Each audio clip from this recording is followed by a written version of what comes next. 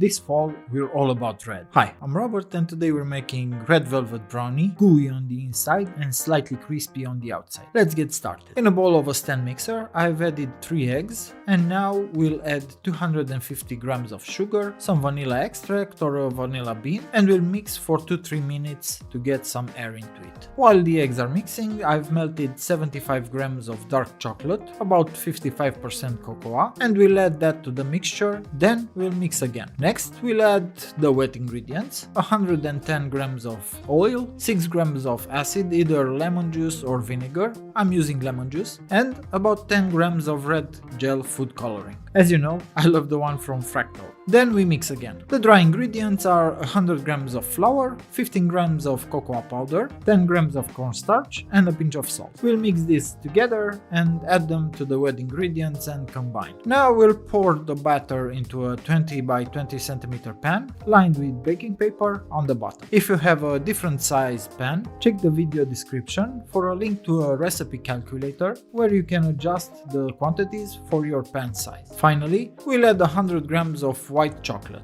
I'm using chocolate chips, but if you have a whole bar, you can chop it up a bit with a knife and sprinkle it on top. Then, using a spatula to cover the chocolate chips well, because if they stay on the surface, they'll burn and won't look as nice. Bake at 160 Celsius, no fan, for exactly 45 minutes. Once it has completely cooled, remove the brownie from the pan and place it on a cooling rack. To decorate it a bit, I've melted some white chocolate, put it in a piping bag and cut the tip. And I'll just make some lines which I think will look great. Let the chocolate set, slice and enjoy. Thanks for watching and I'll see you next time. Bye bye. For more recipes like this, don't forget to give a like, subscribe to my channel and follow me on Instagram for more useful tips.